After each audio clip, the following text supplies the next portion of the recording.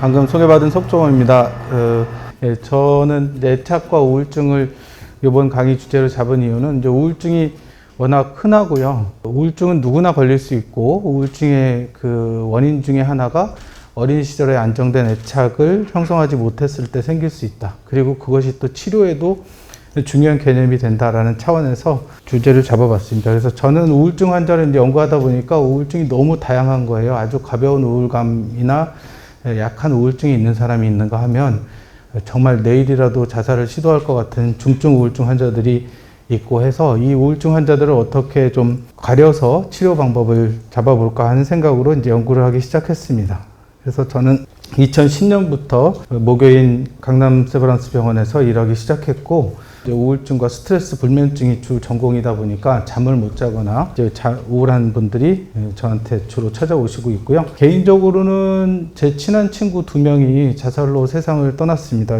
그 초등학교 동창 1명하고 대학 때 저랑 의과대학 풍물패를 같이 했었는데, 이제 군의관을 갔다가 다시 레지던트를 해야 될 시점쯤에 이제 심한 불안감과 이제 불면증, 우울증에 시달리다가 이제 안타까운 선택을 했는데, 이전에 저는 인턴 때는 이제 또 저희 선배님의 어머님이 폐암이 뇌로 전이가 돼가지고 이제 거의 연명 치료를 하던 단계였는데, 제 손을 꼭 잡고서 너 누구 저기 후배라면서, 내 아들 후배인데 나 좀 꼭 살려줘 이러면서 이제 밤에 저를 붙잡고 이렇게 손을 안 놔주시던 기억이 아주 생생하거든요. 그래서 누구는 이렇게 살려고 하는데 누구는 왜 이렇게 죽으려고 할까, 이런 것들을 이제 고민하면서, 적어도 몸이 아픈 것으로 죽는 건 우리가 어쩔 수 없는 상황들이 상당히 있지만 우울증으로 죽는 사람들은 더 이상 없게 하고 싶다라는 차원에서 제가 이제 우울증을 전공하게 됐고요.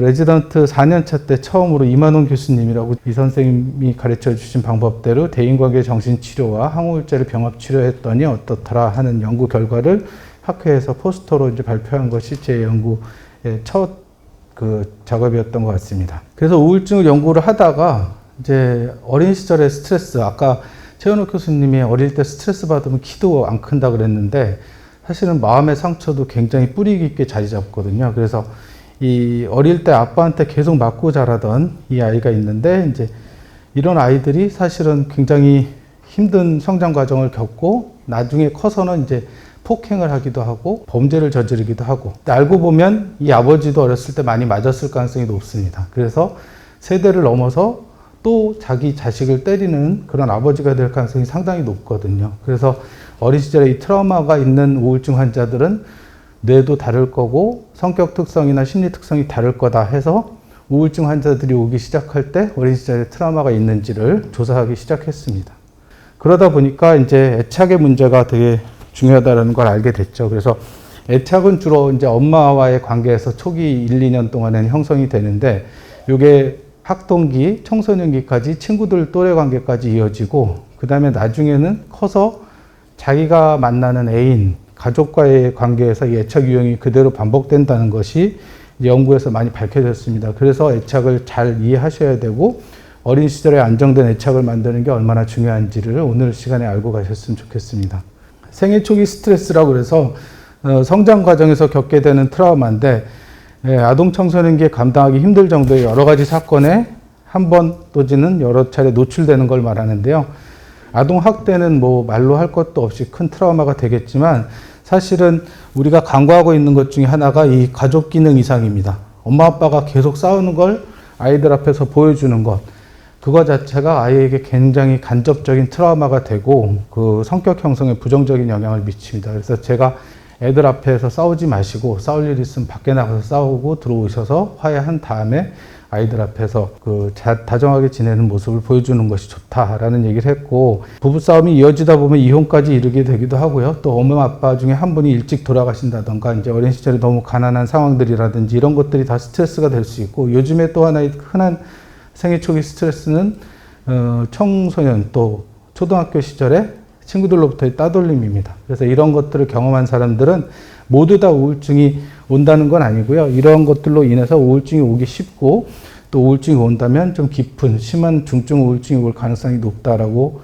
연구가 되어 있습니다. 그래서 저는 특히 부부싸움을 되게 흔하게 보는 이유가 우울증 환자한테 이 조사를 해봤더니 성폭력 같은 거 경험한 사람들은 0.5% 이렇게밖에 안 나와요. 근데 엄마 아빠가 싸우는 걸 자주 봤다. 이거는 20%에서 나옵니다. 우울증 환자에서.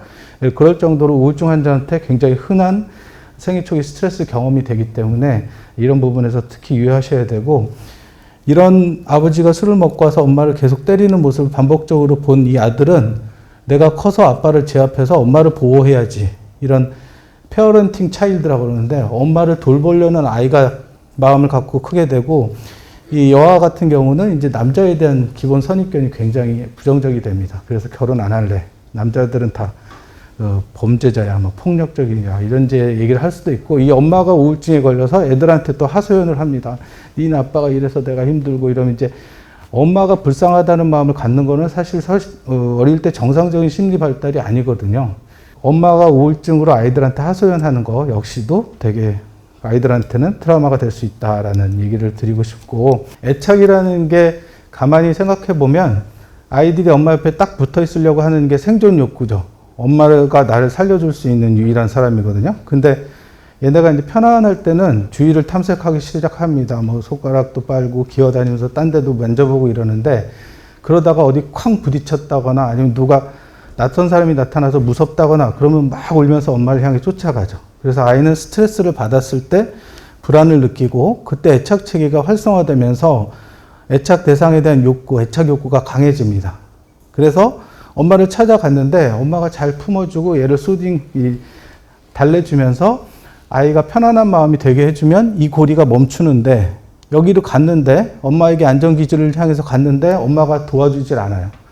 엄마가 우울증에 걸려서 무시한다던가 이러면 얘는 스트레스를 더 느껴서 이게 진정이 안 되니까 엄마 앞에 더 매달려요. 그럼 엄마는 더 힘들어서 애를 더 학대를 해요. 이게 계속 돌아갑니다. 그래서 애착 체계가 과도하게 활성화되는 게 불안정한 애착의 특징인데, 어른이 돼서도 이 패턴이 반복된다는 거죠. 그래서 평상시에는 인간관계를 잘하는데 애인을 만들기 시작하면 그 사람이 떠나갈까 봐 불안해하거나 그 사람이 가까이 오는 걸 거부하거나 이제 이런 것들이 생기는데, 우리가 화씨 온도를 주면 잘 모르잖아요. 몇 도인지 더운지. 근데 우리가 섭씨 온도를 주면 딱, 지금 이거 더운 날씨구나, 이거 알 수 있듯이, 이건 유전자에 새겨져 있는 게 아니라 내가 산 환경에 의해서 정해지는 거예요. 그래서 내가 환경이 엄마 아빠가 화목하고 가정이 되게 화목하면서 안정적이고 이런 데서 엄마도 되게 편안하신 분이고 나를 항상 잘 돌봐주시고 이런 분위기에서 살면 얘는 세상을 긍정적으로 봐요. 나는 사랑받을 만한 존재고 이 세상도 괜찮은 곳이야. 근데 맨날 두드려 맞고 혼나고 엄마 아빠는 싸우고 이러면 이 세상은 위험한 곳이고 나를 좋아해 주는 사람은 아무도 없고 다 나를 싫어하고, 이제 이런 식의 부정적인 생각의 습관이 뿌리 깊이 자리 잡는다는 거죠. 어린 시절에 트라우마가 별로 없는 사람들은 학습의 뇌를 갖고 성장을 합니다. 새로운 것에 대한 호기심도 많고 주위에 대해서 굉장히 관심을 많이 갖고 있고 긍정적 감정에 예민한 사람들이에요. 누가 나 칭찬해 줄까? 누가 나 사랑해 줄까? 근데 계속 트라우마를 받고 스트레스 받은 사람들은 생존의 뇌로 변해요. 그래서 부정적 감정에 매우 예민해집니다. 누가 나를 해치지 않을까? 누가 나를 괴롭히지 않을까? 이래서 부정적 감정에 매우 민감해지고 긍정적 감정에는 둔감해지는 뇌가 생존형 뇌의 특징입니다. 그래서 이런 생존의 뇌를 가지고 이제 성인기가 되면 직장에 갔는데 상사가 괴롭혀요. 스트레스 받아요. 아니면 시험을 봤는데 떨어졌어요. 이러면 이때 누군가를 찾아서 외로움을 달래고 슬픔을 달래고 싶어요. 근데 이때 만난 사람이 하필 문제 있는 사람이에요. 이 틀을 벗어나지 못하고 계속 돌아가는 거예요. 그래서 엄마 아빠한테 맞고 자란 사람인데 배우자나 연인이 계속 자기를 때려도 벗어나지 못하는 사람. 불안정한 대책, 인간관계가 계속되는 것이 어린 시절의 불안정 애착에서 시작된다. 이걸 저는 오늘 강조해드리고 싶었고, 찰리 채플린입니다. 그래서 명언을 하셨죠. 인생은 가까이에서 보면 비극인데 멀리서 보면 다 희극이다. 이분이 굉장히 비극적인 인생을 살았다는 얘기인데요. 런던에서 태어나서 할머니는 집시의 후손이고 아버지 어머니가 다 가수 배우 이랬습니다. 근데 아버지는 알코올 중독에 빠져서 돌아가셨고 어머니도 30대 때 돌아가셨죠.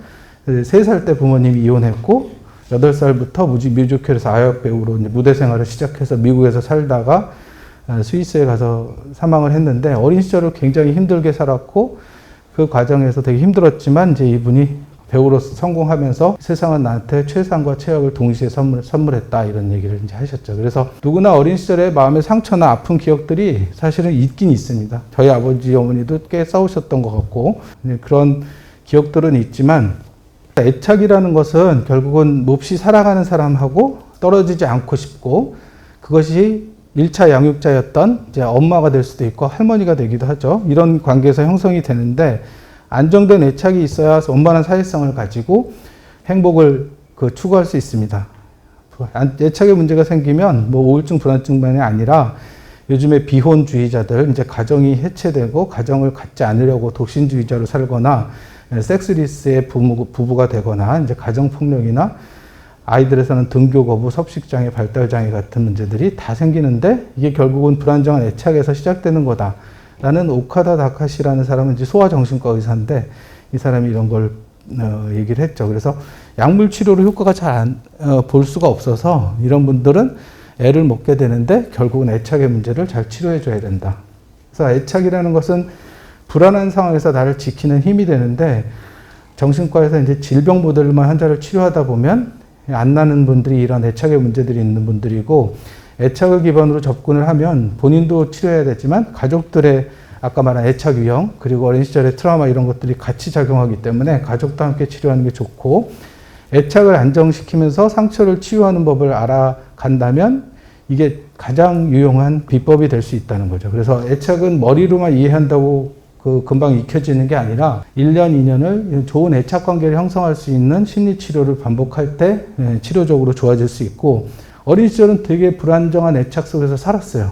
근데 운이 좋게도 만난 애인이, 남편이, 부인이 너무 스테이블한 애착을 갖고 있는 분이에요. 그럼 그 사람하고 계속 지내다 보면 그 불안정한 애착을 갖고 있었던 사람이 좋아지는 경우도 봤어요. 그래서 결국은 인간관계의 상처는 인간관계의 그런 좋은 경험으로 풀리는 게 아닌가 하는 생각이 들고 정신과 의사나 심리치료사들은 이제 그러한 것들을 위해서 환자분들에게 애착 기반 접근을 많이 하고 있죠.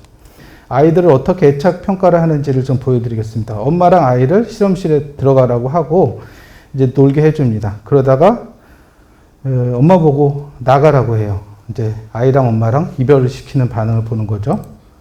잠깐 나갔다 올게 하면서 나가는데 엄마가 들어올 때 이 아이의 반응을 보는 게 중요한데 나갈 때는 울고 엄마가 들어오니까 금방 울음을 그치는 아이.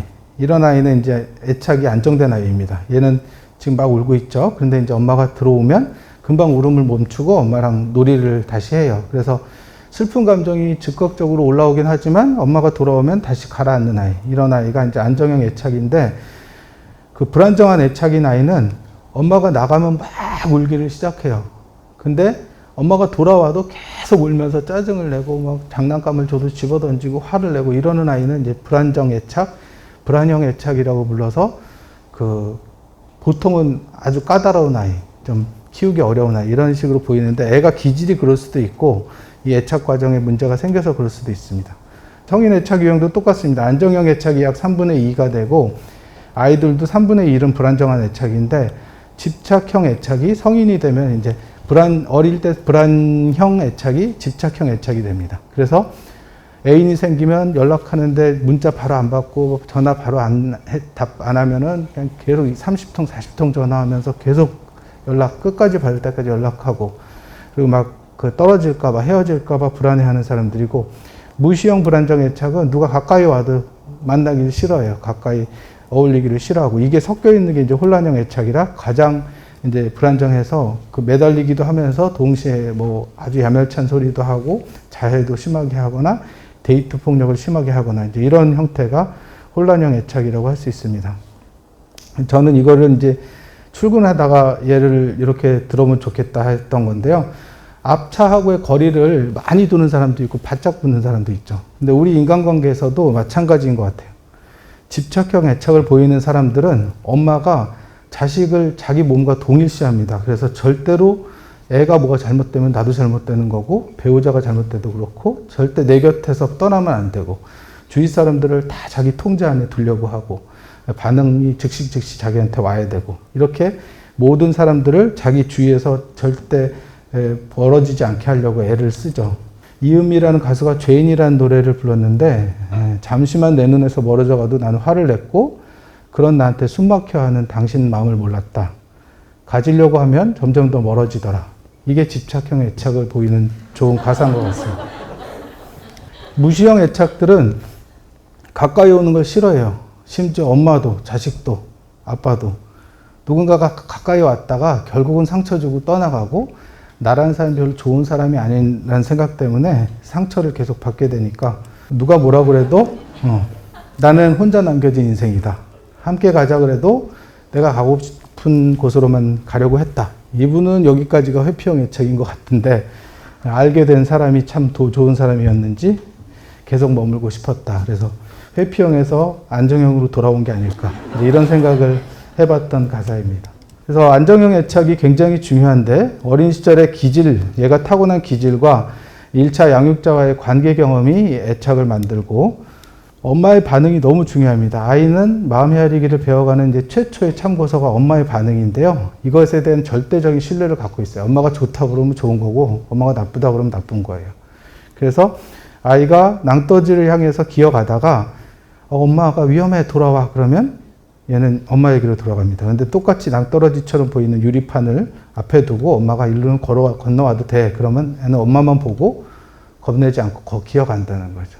이렇게 엄마가 보내주는 반응에 절대적인 수용을 할 수밖에 없는 아이인데 애가 엄마한테 뭔가 배고파, 나 기저귀가 젖었어, 불편해 라고 신호를 보냈는데 엄마가 그 아이의 마음을 잘 추론해서 상상해가지고 아이의 마음이 들어있는 상태로 애한테 다시 반응을 보내주면 이게 거울 반응이라고 그러는데 아이의 마음이 그대로 돌아가겠죠. 그리고 아이는 이 반응은 무조건 받아들인다고 했어요. 그러면 애가 보낸 마음과 엄마가 나한테 보내준 마음이 동일해요. 그러면 이제 마음 헤아리기 기능이 잘 발달해 가는 거예요. 심리적 자아가. 근데 아이가 울고 있는데 엄마가 아이의 마음을 전혀 헤아려 주지 않은 채로 아이의 마음은 없는 채로 자기의 화난 마음이나 자기의 안 좋은 마음을 아이를 미워하는 마음을 보낸다고 했을 때 얘는 이걸 거부할 수가 없어요. 그래서 자기 안에 자기 원래 마음과 다른 마음이 자리 잡기 시작해요. 아, 내가 미운 애구나. 엄마가 자꾸 밉다고 했는데 엄마가 잘못됐다고 생각하는 게 아니라 내가 미운 애라고 생각을 하는 거예요. 사람들이 나를 싫어할 수밖에 없고 나는 이상한 애고 나는 사람들이 좋아할 수 있는 애가 아니야. 이런 생각이 자리 잡으면서 계속 세상을 살아가는데 어려움이 생기는 거죠. 그래서 불안정한 애착이 이런 이질적 자아를 만들고 이것이 결국은 대인관계에서의 문제들을 계속 발생시킨다고 생각하는데 우울증 환자들의 세 가지 큰 부정적 습관이 내가 별로 쓸모없는 사람이다. 안 좋은 사람이다라는 자기 자신에 대한 부정적인 생각이 있고 현재에 대해서도 부정적으로 생각합니다. 지금 세상이 되게 안 좋고 위험하고 세상은 나를 싫어한다. 그리고 미래도 내 미래는 희망이 없고 이번 생은 이미 끝났다. 이런 식으로 자기 자신과 현재와 미래에 대해서 부정적인 세 가지 생각을 갖고 있는데 이런 것들을 변화시키는 게 결국은 약물 치료도 중요하지만 이제 심리 치료, 정신 치료가 중요합니다. 그래서 우울증에서 벗어나려면 우리 뇌에 두 가지 생각의 체계가 있다는 걸 아셔야 되는데 이건 수염난 할아버지잖아요. 근데 이 그림의 또 다른 제목이 키스하고 있는 연인이에요. 그래서 처음엔 잘 안 보이실 텐데 이 안에 지금 남자의 머리카락, 여자의 모자와 머리, 남자와 여자가 입을 맞추고 있고 여기 팔로 안고 있는 모습들이 보이기 시작합니다. 그래서 키스하고 있는 연인도 보이거든요. 근데 우리가 탁 처음에 보고 수염난 할아버지를 보는 생각의 체계가 있고 거기 안에 키스하고 있는 연인이 있어요. 찾아보세요 하면 열심히 찾는 두 번째 생각의 체계가 있다는 거죠. 그래서 시스템 1은 자동으로 생각하는 체계예요.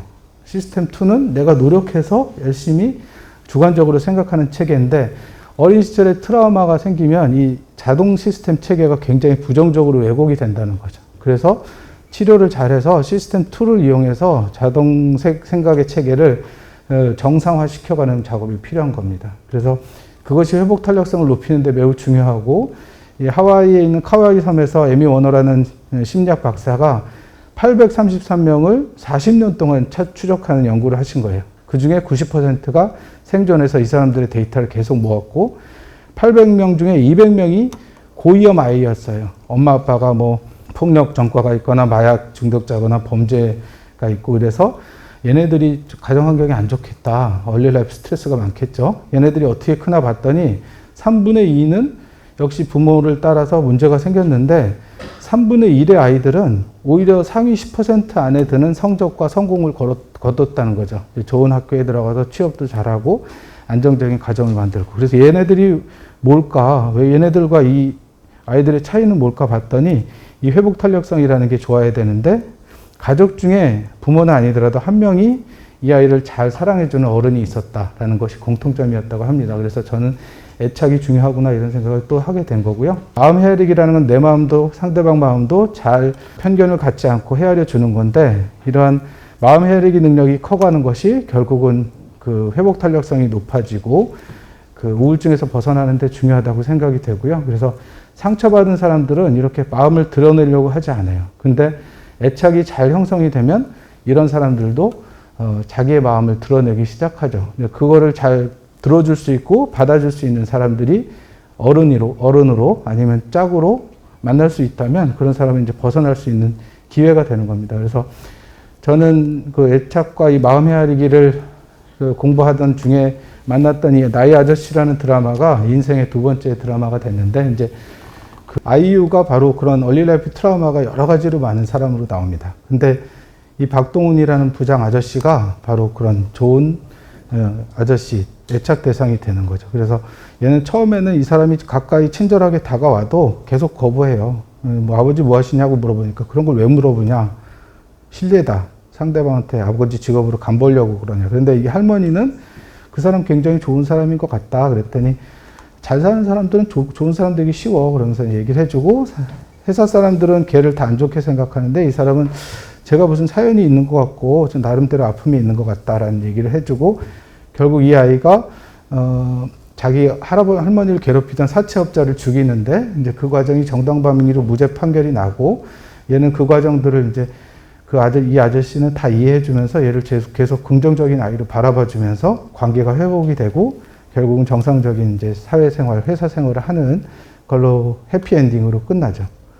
그래서 저는 이 자동마음 헤아리기 아까 시스템 1은 애착에 의해서 형성되는데 이게 왜곡되어 있는 사람들을 반복적으로 치료하면서 왜곡을 풀어줘야 된다고 생각이 되고 이렇게 해서 마음과 마음이 연결이 되면 결국은 치료가 되지 않나 하는 생각이 들고요. 상대의 마음을 인정해 준다는 거는 내 기준으로 판단하는 게 아니에요. 네 행동을 보니까 너가 이런 거 한 거 다 알아. 뭐 엄마들이 애기들한테 이런 얘기를 많이 하는데 네가 어떻게 이런 생각에서 그런 생각을 할 수 있니? 도대체 이해가 안 된다. 변명하지 말아라. 이거는 마음 헤아리지 않는 거고요. 아, 네 마음은 그랬던 거구나. 엄마는 이렇게 생각했었는데 나는 이렇게 생각했었는데 내가 잘못 오해했었네.